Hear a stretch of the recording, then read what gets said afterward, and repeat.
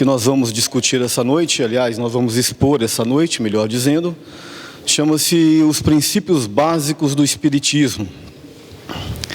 Toda filosofia, toda doutrina, toda teoria, ela está fundamentada em cima de princípios, em cima de postulados, em cima de conceitos básicos. E com a doutrina espírita, obviamente, que não é diferente. Nós temos os princípios básicos fundamentais da filosofia espírita, que não são verdades inquestionáveis. São princípios que nós fundamentamos a teoria espírita. Nós, melhor dizendo, os espíritos fundamentaram a teoria espírita. Esses princípios, eles estão abertos a debates, a discussões e inclusive a contestações. Como eu disse, não são verdades inquestionáveis. Existe uma afirmativa de Allan Kardec que ele é muito preciso quando diz que o espiritismo ele anda lado a lado com a ciência. Se algum momento a ciência comprovar que ele está errado em algum ponto, ele, o espiritismo, deverá se rever naquele ponto. Se uma verdade nova for revelada, ele a aceitará. Essa afirmativa de Allan Kardec, ela é extremamente importante para que a doutrina espírita não se torne uma filosofia dogmática. Com essa afirmativa, e também com outros conceitos que ele nos traz, ele deixa claro que a doutrina espírita é evolucionista, ela é progressista, ou seja, ela anda lado a par com a ciência. Se algum momento a ciência provar que esses princípios que nós vamos discutir hoje estão errados, a doutrina espírita deverá se rever neste ponto.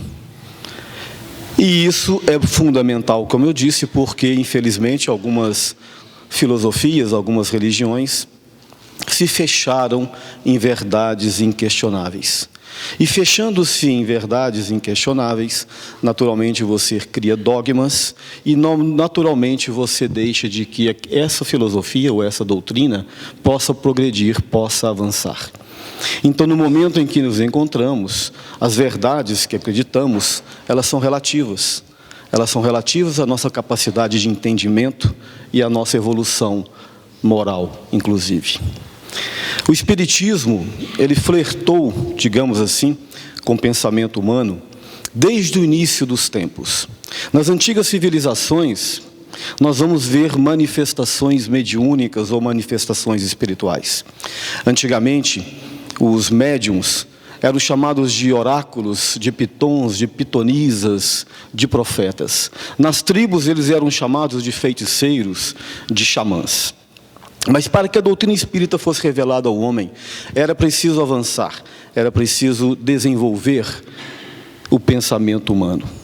Na Idade Média, também chamado de período das trevas, período do obscurantismo, os médiuns eram levados às fogueiras da Inquisição. Os médiuns eram chamados de bruxos, de bruxas, e eram queimados vivos por causa da sua mediunidade. A ciência era refém da religião. Existia uma coisa que se chamava escolástica, que era a ciência oficial da época e da religião. Era preciso fazer o rompimento entre a ciência e a religião para que o pensamento desenvolvesse. Surgiu diversos acontecimentos, fenômenos no campo do pensamento, como o renascentismo, o iluminismo, o positivismo. A própria Revolução Francesa veio exatamente mexer com todas as bases políticas, culturais, religiosas e intelectuais. Isso foi permitindo que a doutrina espírita fosse revelada. O escritor Arthur Conan Doyle, um eminente espírita, nos fala no livro A História do Espiritismo sobre a invasão organizada dos espíritos. Segundo Conan Doyle, aconteceu uma invasão planejada no mundo espiritual para que permitisse a revelação espírita. Diversos médiuns espetaculares encarnaram no final do século XVIII e no início do século XIX, em vários países. Os irmãos Davenport, as irmãs Fox, a senhorita Hayden, nos Estados Unidos da América, Andrew Jackson Davis, também nos Estados Unidos da América. Na Inglaterra nós vamos ver Florence Cook, Daniel Douglas Home, Gigi Home, chamado Rei dos Médiuns. Eusápia Paladino, na Itália, senhorita Japé e tantos outros médiuns. Na França, a famosa escola italiana de pensadores e de médiuns. Tudo isso foi arquitetado pelo plano espiritual para que a doutrina espírita fosse revelada, que para os espíritos se manifestarem, obviamente, quando as manifestações são físicas e instrutivas, é necessário o concurso dos médiuns. Na França, surgiu as chamadas mesas girantes. Os espíritos se comunicavam através das mesas, através das batidas, através dos raps. Tornou-se comum naquela época as pessoas se juntarem nas mesas para conversar com os espíritos. Napoleão III, sobrinho de Napoleão Bonaparte, conversava com os espíritos no Palácio de Versalhes. Neste cenário francês, surge um homem, um pesquisador, um educador, chamado Hippolyte Léon Denisard Rivail, que mais tarde assumiria o pseudônimo de Allan Kardec. Esse homem que era descrente desses fenômenos, mas percebendo que algo diferente acontecia, porque homens respeitáveis estavam conversando com os espíritos através das mesas girantes. E ele então começou a participar de experiências mediúnicas e, usando os métodos científicos de observação e experimentação, ele começou a observá-los até que, depois de muito tempo e depois de muita pesquisa, ele finalmente se convenceu da realidade espiritual, que os espíritos se comunicavam através das mesas. E aí então ele começou a dialogar com esses espíritos.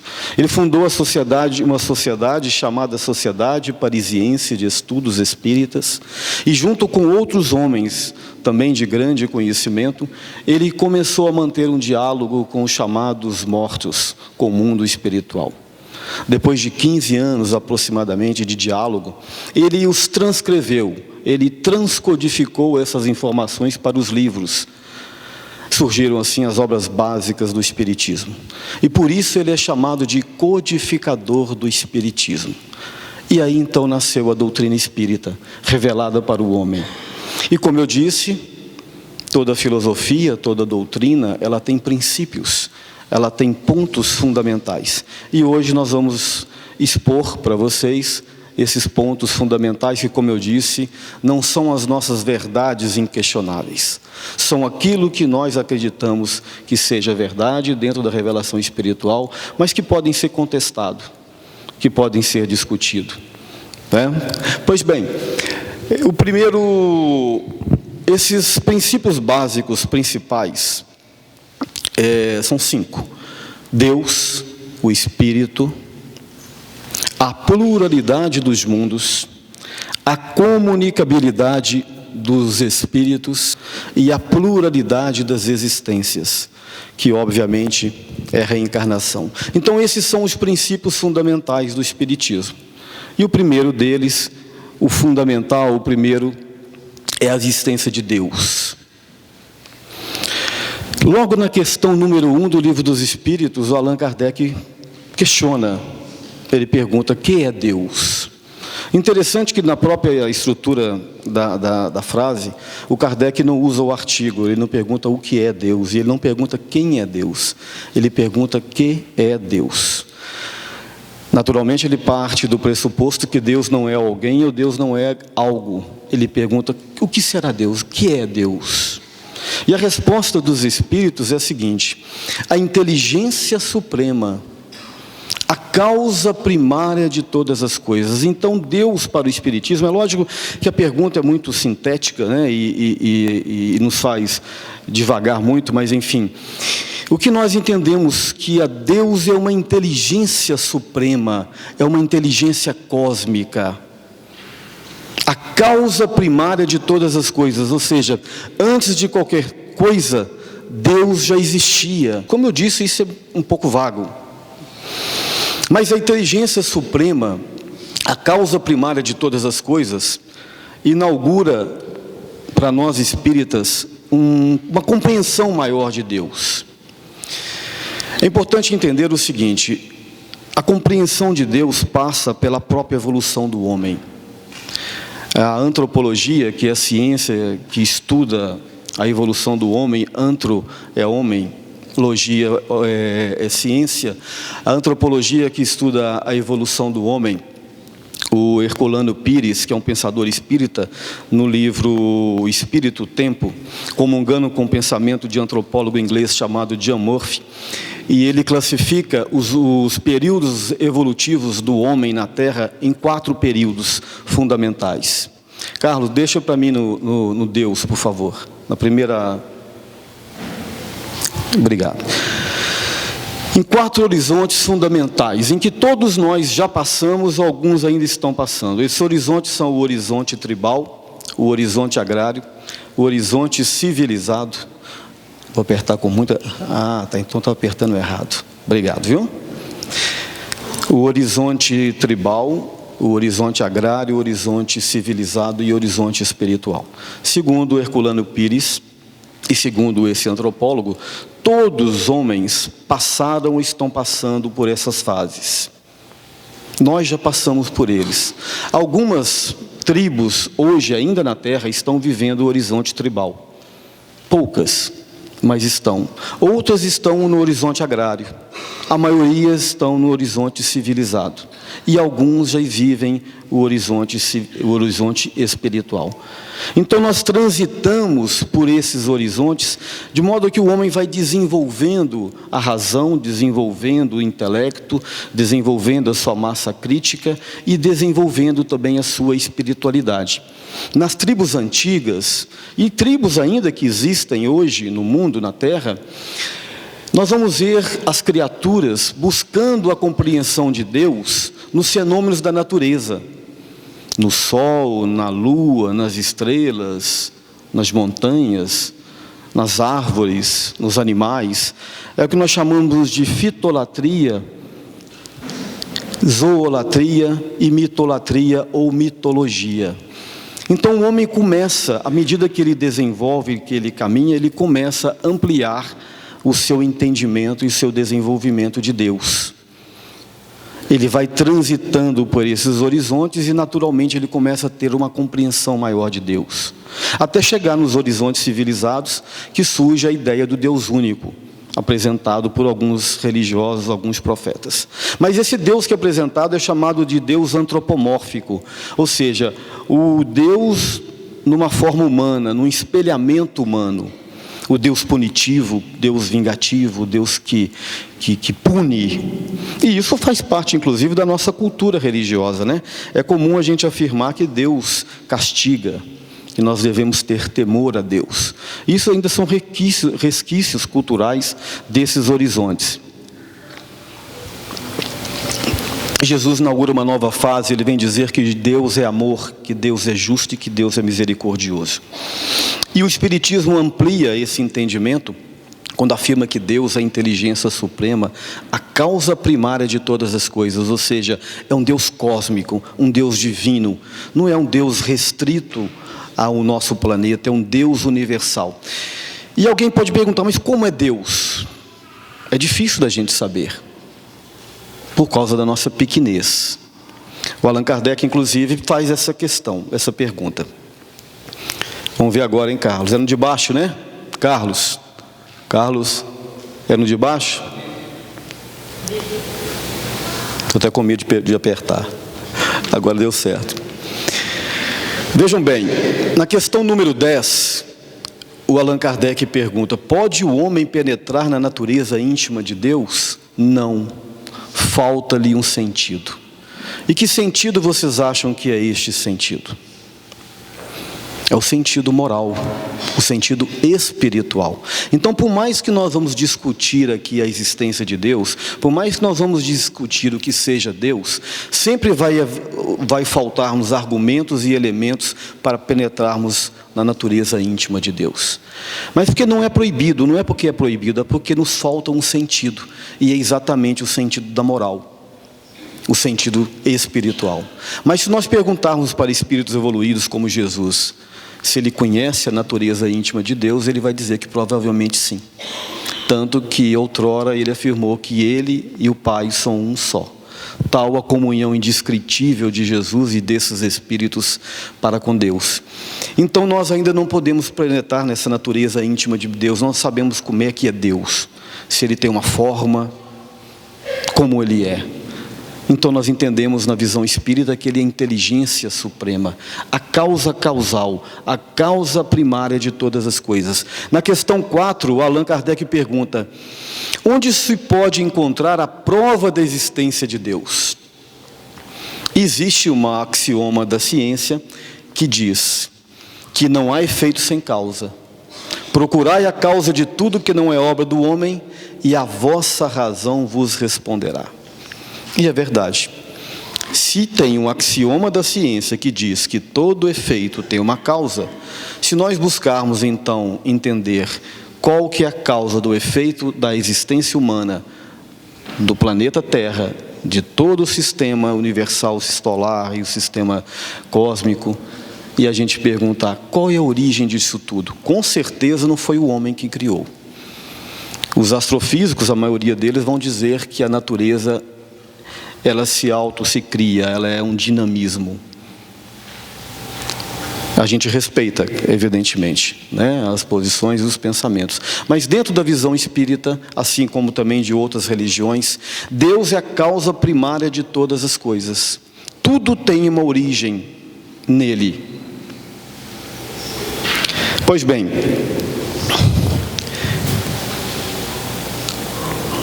o segundo princípio básico do Espiritismo é a existência do Espírito.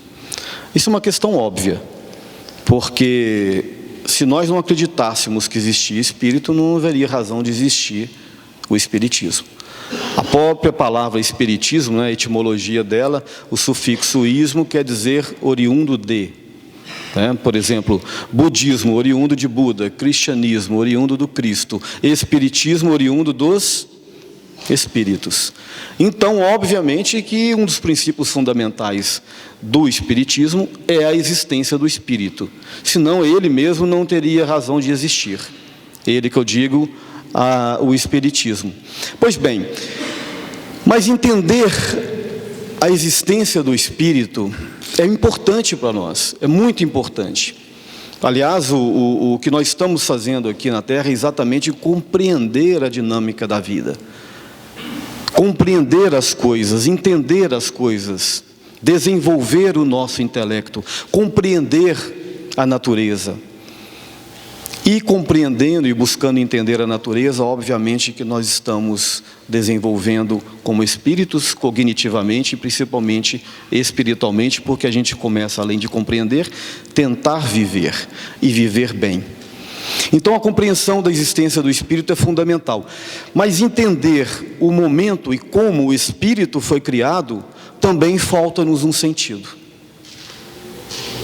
Então nós não sabemos. Que alguém pode dizer: ora, mas como assim? O espiritismo não sabe? Não. Nós não temos como saber tudo. Tem coisas que nós não temos o sentido da moral e o sentido espiritual para compreendermos.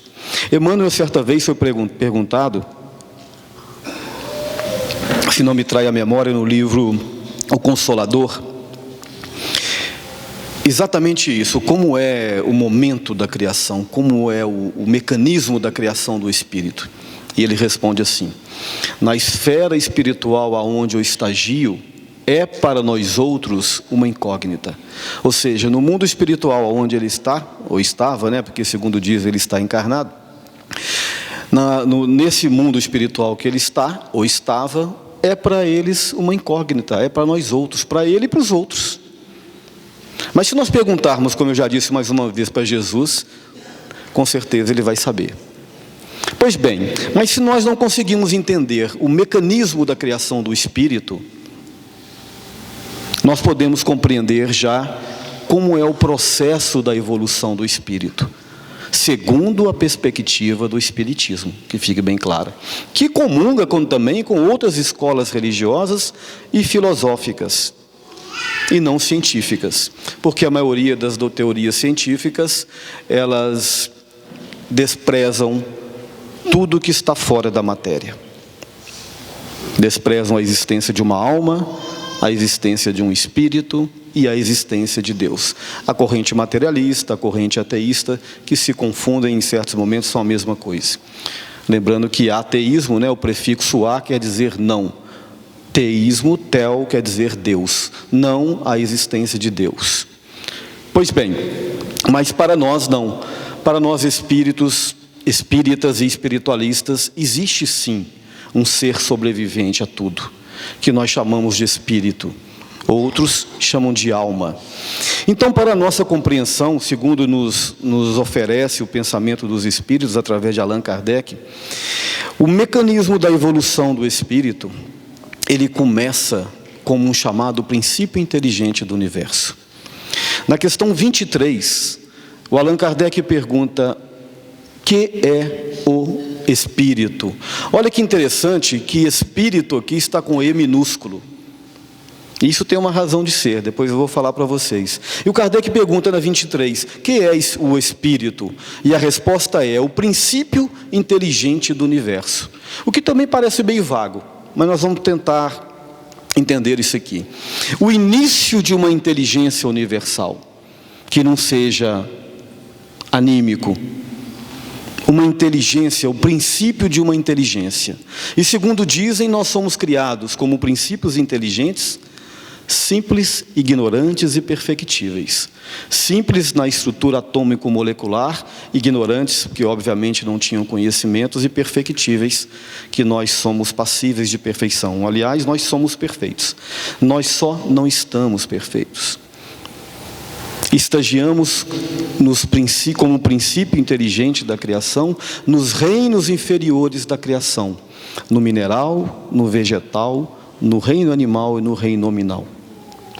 Hermes Trismegisto, um antigo pensador lá no Antigo Egito, e alguém pode perguntar, mas que nome interessante para um egípcio, Obviamente que o nome não era esse, foi a tradução em latim.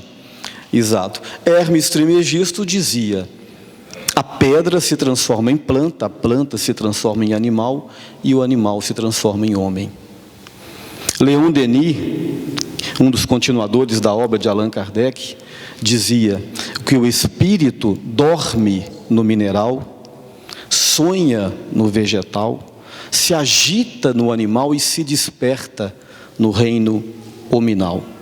Então, segundo entendemos, o princípio inteligente viaja milhões e milhões e milhões de séculos nos reinos inferiores da criação, onde ele vai se potencializando, onde ele vai se desenvolvendo de estágio em estágio, até chegar o chamado reino hominal.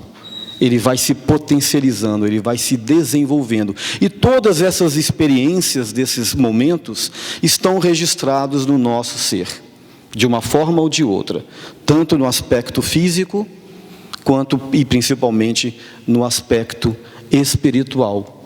O espírito vai transitando, vai se qualificando, vai se potencializando, até chegar no reino nominal. Chegando no reino nominal, aí ele tem um upgrade, ele tem um grande desenvolvimento. O princípio inteligente, então, adentra o que nós chamamos reino de humanidade. Eis, então, que na questão 76, Allan Kardec pergunta: que definição se pode dar dos espíritos? Espíritos agora com E maiúsculo. Então, toda vez que nós vemos na obra espírita, ou na codificação espírita, espíritos com E minúsculo, nós estamos tratando dos princípios inteligentes do universo, quando transitando nos reinos inferiores da criação. Quando nós vemos espíritos com E maiúsculo, é porque nós estamos tratando do espírito como seres inteligentes da criação, na situação e do momento em que estamos agora no reino de humanidade. E essa viagem do Espírito, como eu disse, ela é multissecular. André Luiz tem uma fala que ele diz assim: o princípio inteligente do universo gastou, desde os primeiros vírus e protoplasma da Terra, aqui ele já deixou o reino material. Desde os vírus e protoplasma da Terra, gastou aproximadamente 15 milhões de séculos para começar a emitir ondas de pensamento contínuo. Para começar a emitir ondas de pensamento contínuo. 15 milhões de séculos que ele vai se desenvolvendo e se potencializando até se tornar um ser inteligente da criação. Lembra que eu falei para vocês que quando Kardec disse na questão número 1 que Deus é a inteligência suprema? Então Deus é a própria inteligência. Aqui no homem, inteligência é um atributo, é uma qualidade. Porque nós somos reflexo, espelhamento de Deus nesse sentido. Então Deus é a inteligência, e nós somos os seres inteligentes da criação. Adentramos então o reino de humanidade. E as nossas primeiras reencarnações são como espíritos primitivos. E espíritos primitivos, obviamente, vivem em mundos primitivos. As tribos lá do horizonte tribal, das quais eu falei para vocês, lá no horizonte agrário, quando o homem começa a desenvolver-se, a criar as ferramentas, a dominar o fogo, a construir casas, equipamentos de caça. Então, o ser inteligente da criação, ele vai se potencializando através das suas múltiplas existências, que vão lhe qualificando e desenvolvendo as suas experiências. Tem um pensador espírita, inclusive nascido em Divinópolis, chamado Rubem Romanelli, eu acho que eu já falei aqui em outra oportunidade. Ele tem um poema muito bonito que trata exatamente desse período, desse processo da evolução do espírito, que ele diz assim: de muito longe venho em surtos milenários, vivi na luz dos sóis, vaguei por 1000 esferas, e preso ao turbilhão dos motos planetários, fui lodo e fui cristal no alvor das priscas eras. 1000 formas animei nos reinos multifários, fui planta no verdor de verdes primaveras, e após desenvolver impulsos embrionários, galguei novos degraus, fui fera entre as feras. E depois que em mim brilhou o facho da razão, fui o íncola feroz das tribos primitivas, e como tal vivi por vidas sucessivas. E dentro da espiral da eterna evolução, um dia alcançarei, em planos bem diversos, a glória de ser luz, da luz dos universos. Então o princípio inteligente faz essa viagem multissecular, e à medida que ele caminha, ele transita, e ele vai despojando-se dos seus princípios primários, até conectar-se com Deus. Outro ponto principal, um dos princípios básicos do Espiritismo, é a pluralidade das existências, pluralidade dos mundos.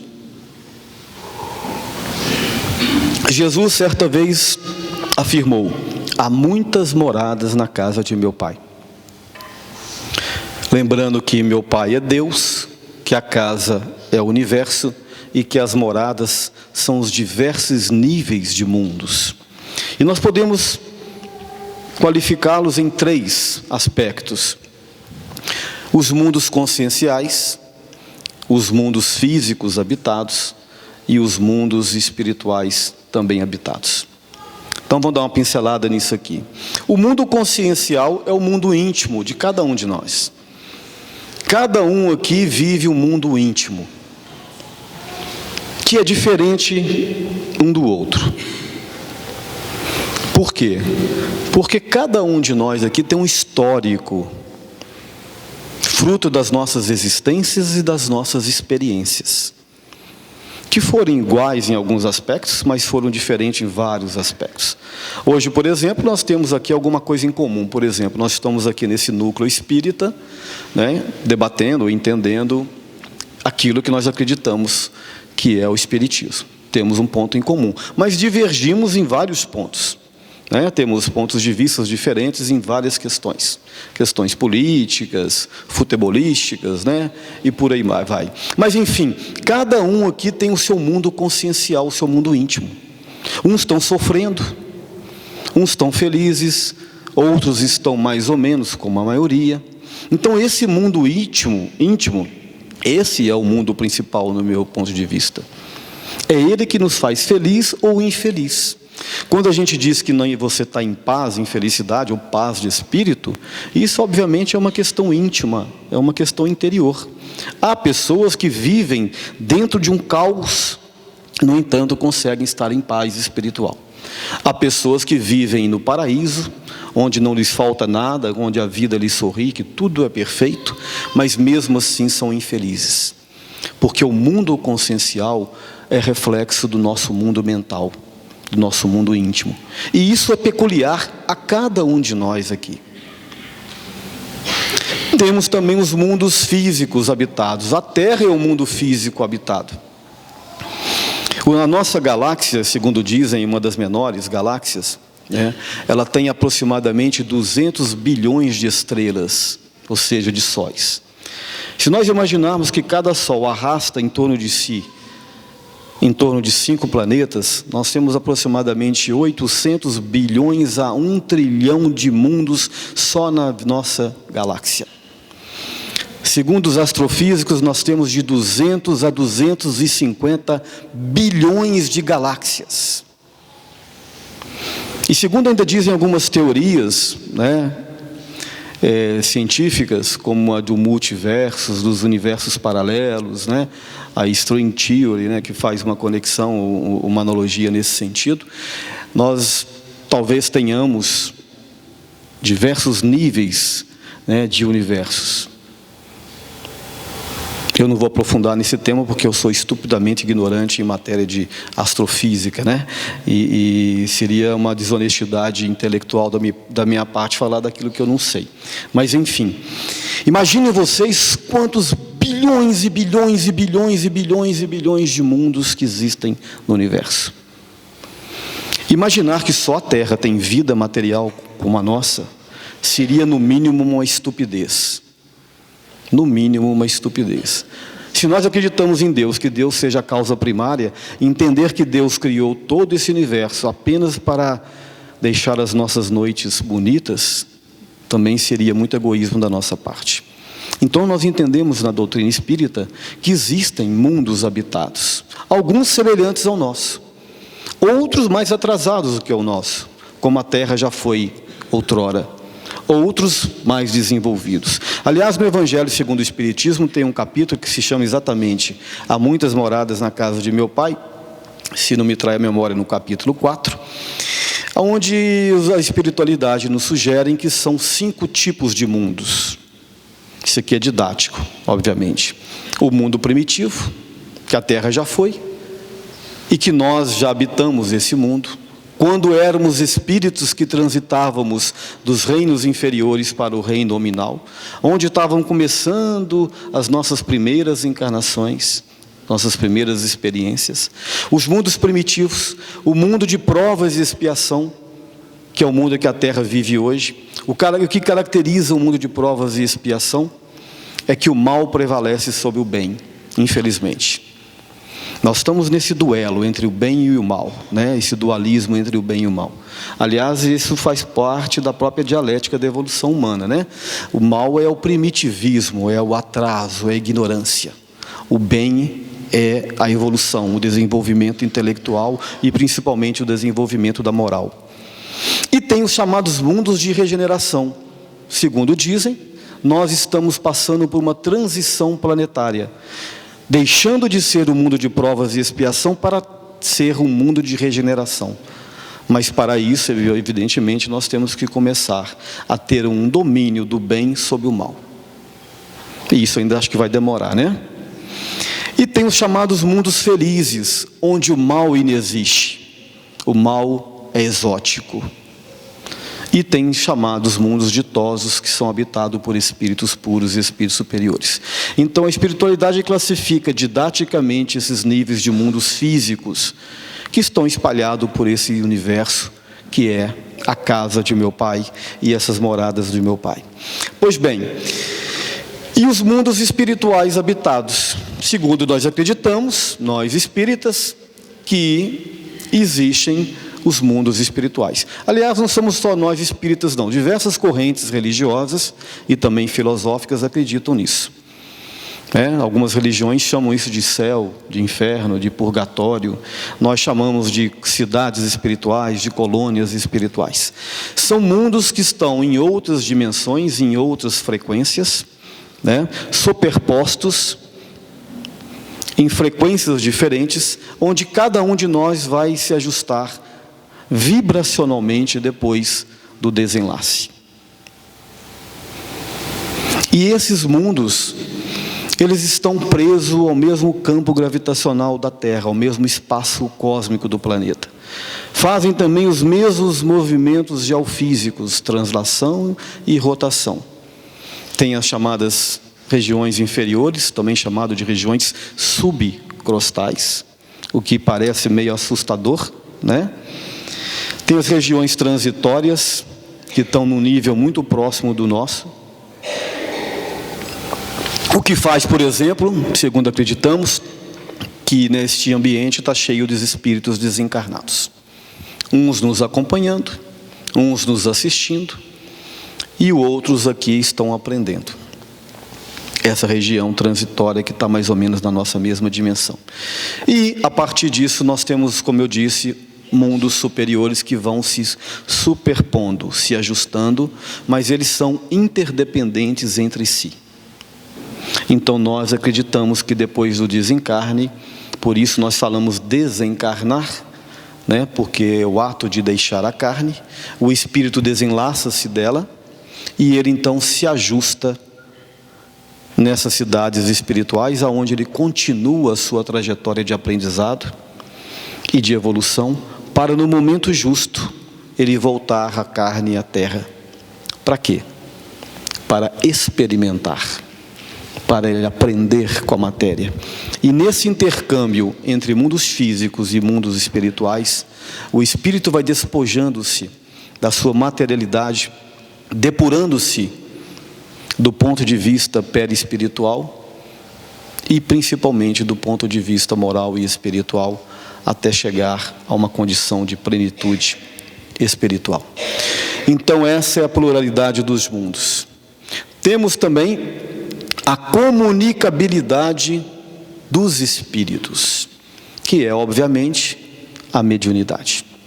É interessante que alguns críticos do espiritismo, até mesmo de outras religiões, dizem que nós somos loucos, que nós conversamos com os espíritos, E então Jesus era louco porque Jesus também conversava com os espíritos. Aliás, quando Jesus subiu ao Monte Tabor, lá se materializou o espírito de Moisés e Elias, a chamada transfiguração do Monte Tabor.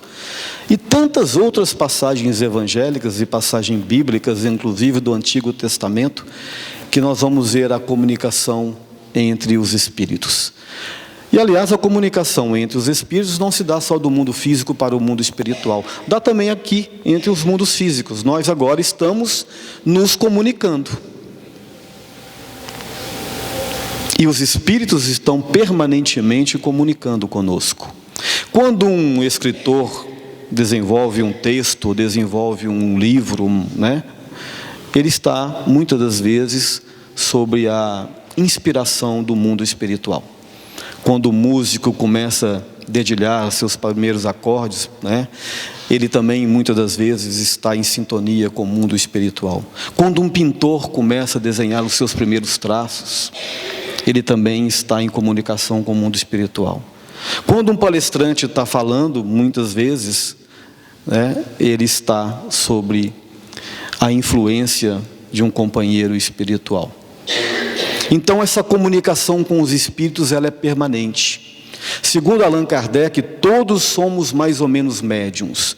Lembrando que médium é aquele que faz a intermediação entre uma coisa e outra coisa. E a mediunidade quer dizer a qualidade, a excelência da comunicação. O sufixo idade quer dizer qualidade, excelência, né? A excelência da comunicação, a excelência da mediunidade. Então todos somos mais ou menos médios, porque todos estamos conectados com o mundo espiritual, queiramos ou não queiramos. E o que vai demandar o tipo de influência espiritual ou assistência espiritual, evidentemente, são os nossos pensamentos e, obviamente, as nossas atitudes. É como se eu chegasse no rádio e começasse a procurar uma estação de rádio. Eu é que vou escolher qual a frequência e qual a estação eu quero estar e ouvindo. Então, eu é que escolho a influência espiritual que eu quero ter. Obviamente, se através dos bons pensamentos e das boas atitudes, eu estou sempre em sintonia com os bons espíritos. E o contrário disso, lógico que é óbvio. Quando eu estou com maus pensamentos, quando eu estou desequilibrado, fazendo coisas que eu acredito que são erradas dentro do meu próprio julgamento, que fique claro isso, naturalmente eu estou em sintonia com os espíritos inferiores ou com maus espíritos. Lembrando que quando a gente diz espírito inferior ou mau espírito, é uma questão, né, temporária. Ninguém é mau eternamente. Como também disse Jesus, do meu rebanho nenhuma ovelha se perderá. Então, a mediunidade, ela se dá quando o médico vai fazer uma receita médica, ou quando a professora vai dar aula, quando a mãe vai fazer o almoço, por exemplo, nas nossas relações conjugais, nas nossas relações afetivas, né? O tempo todo a gente está aplicando a mediunidade. Obviamente que existe a chamada mediunidade ostensiva. Como o próprio nome diz, é um mecanismo, né, de ostensividade, ou seja, o médium, que somos todos nós, estão mais ostensivamente ligados ao plano espiritual. É uma faculdade medianímica. Isso tem uma questão física, né, que nós acreditamos que está na glândula pineal, em outros mecanismos físicos e neurológicos, mas também tem um mecanismo de resgate. Os médiuns, na sua generalidade, não são missionários na acepção comum do termo. Na verdade, na maioria das vezes, são almas que vieram resgatar débitos do passado, muitas vezes criminosos, através da mediunidade. E a mediunidade, ela se manifesta de diversas maneiras, a mediunidade ostensiva. Ela pode ser, por exemplo, uma psicografia, uma psicofonia, uma vidência, uma clarividência, uma audiência, uma clareaudiência. Os médiuns poliglotas, né, ou também estrangeiros, que a xenoglossia, a capacidade que alguns médiuns têm de falar outras línguas, como foi, por exemplo, o fenômeno de Pentecostes, que nós conhecemos, né? A chamada língua de fogo. Quando os apóstolos, lá do tabernáculo, 50 dias depois do desencarne de Jesus, por isso é chamado de Pentecostes, né? Comemorando a festa de Pentecostes dos hebreus, eles estavam no tabernáculo e quando de repente cada um começou a falar uma língua diferente, a chamada língua de fogo. Esses são os médiuns estrangeiros.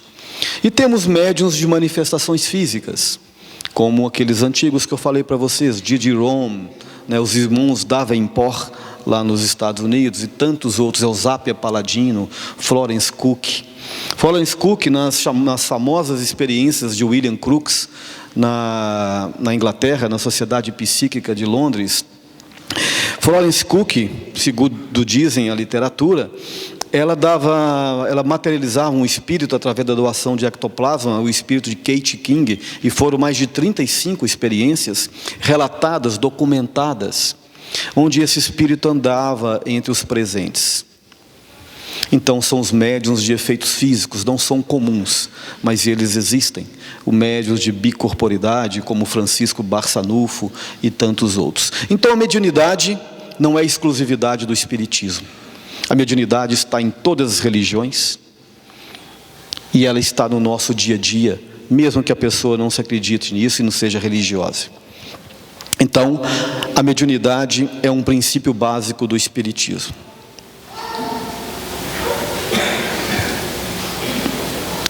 A pluralidade das existências, que é, obviamente, a reencarnação. A reencarnação também não é patrimônio do espiritismo. A reencarnação não foi inventada pelo espiritismo, não foi inventada por Allan Kardec. Pitágoras acreditava e já falava da reencarnação. Sócrates e Platão também falavam da reencarnação. Os antigos egípcios, os antigos hindus, os budistas, mas tem elementos místicos, evidentemente, porque são culturas milenares. E uma cultura milenar, obviamente, ela sofre influência do tempo, influência cultural. Então, os conceitos de reencarnação dentro do budismo e dentro do hinduísmo sofreram influência do seu tempo, obviamente. Então, tem uns conceitos que muitas vezes não estão alinhados com os conceitos espíritas, o que também não desmerece, né, essas doutrinas e essas filosofias. Pois bem, a reencarnação não é patrimônio do espiritismo, ele é uma dinâmica da natureza. É uma lei da natureza. Acreditamos ou não acreditamos, creamos ou não creamos, o espírito precisa reencarnar para poder evoluir. Então, a reencarnação, ela é a síntese da misericórdia de Deus. É através da compreensão da reencarnação que a gente compreende o sentido da vida. Por que uns sofrem? Por que uns vivem na miséria e outros vivem na opulência? Por que para uns tudo parece maravilhoso e para outros tudo parece infeliz? Por que uns são tão desenvolvidos do ponto de vista cognitivo, do ponto de vista dos talentos, e outros aparentemente não? Exatamente essa diversidade está ligada às experiências reencarnatórias de cada um de nós. Jesus, por exemplo. Jesus, na nossa concepção, é um espírito altamente evoluído, um espírito no nível crístico. Mas como Jesus chegou a essa condição? Reencarnando, aprendendo, evoluindo. Talvez foi criado em outro tempo. Com certeza foi. Aliás, o Emmanuel, no livro A Caminhos da Luz, faz essa afirmativa, né? O sistema solar aonde Jesus evoluiu já não existe mais. Um sistema solar dura aí talvez de 10 a 12 bilhões de anos. Então, se o sistema solar que ele evoluiu já não existe mais, é porque a gente acredita que o tempo dele, né, e a relação de tempo para o espírito, ele é atemporal, não tem nem como a gente dimensionar isso. Enfim, a reencarnação, como eu disse, não é patrimônio, não é exclusividade do espiritismo. É uma dinâmica da natureza, é uma lei da natureza. E nós só vamos evoluir através dos processos reencarnatórios. Benjamin Franklin, no seu epitáfio, tem a seguinte frase, ditada por ele mesmo.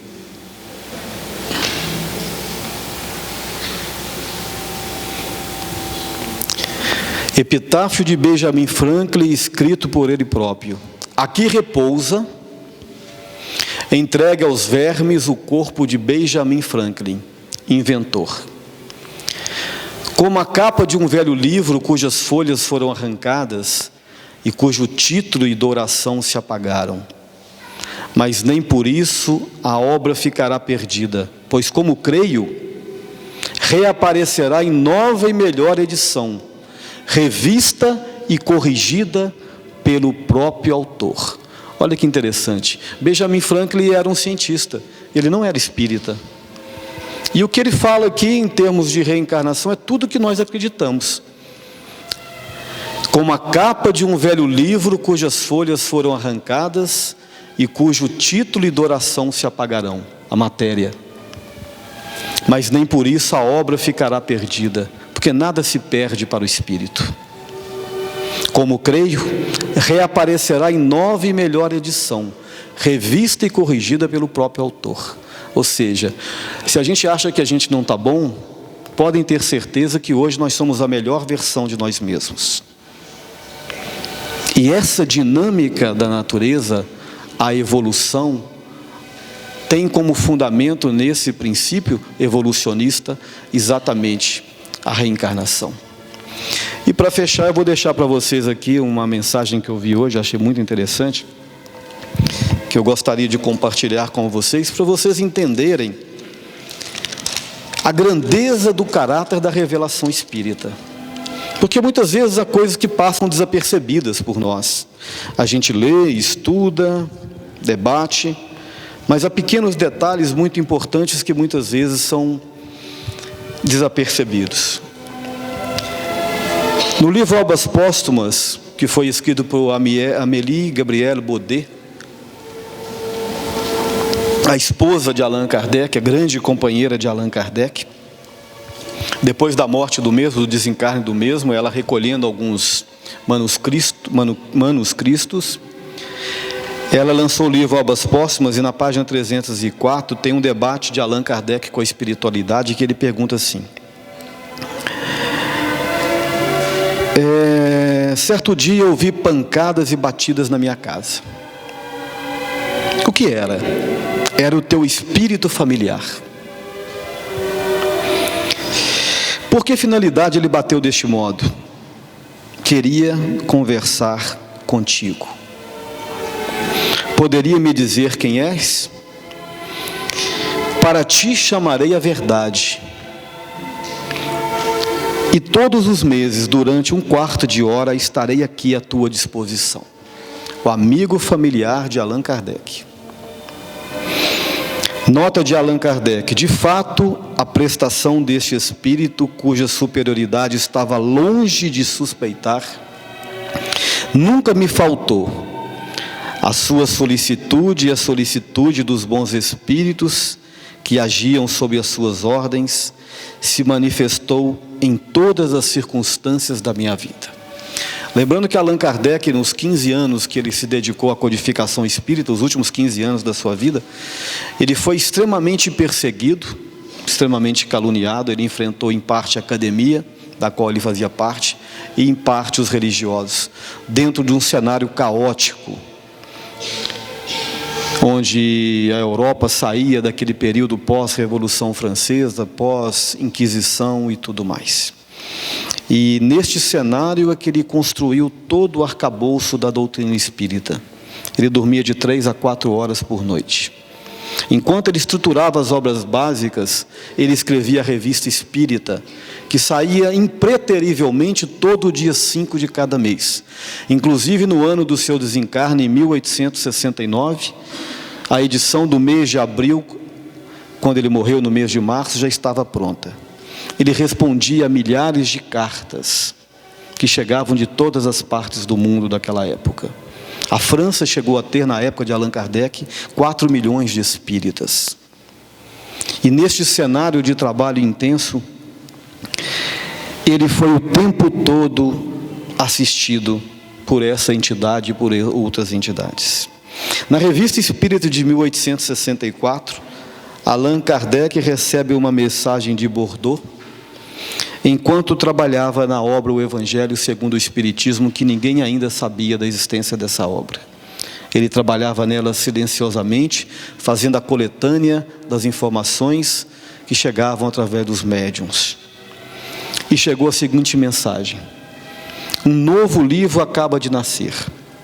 É uma luz mais brilhante que vem iluminar os caminhos dos homens. Há 18 séculos, eu vim por ordem de meu Pai trazer a palavra de Deus aos homens. Esta palavra, no entanto, foi esquecida pela maioria, e a incredulidade e o materialismo vieram abafar o grão que eu tinha plantado na terra. As várias moradas da casa de meu Pai, eu já vos disse há 18 séculos. Essas palavras o Espiritismo vão fazer compreendê-las. Então aqui fica claro para todos nós quem é o espírito familiar de Allan Kardec. Boa noite, muito obrigado.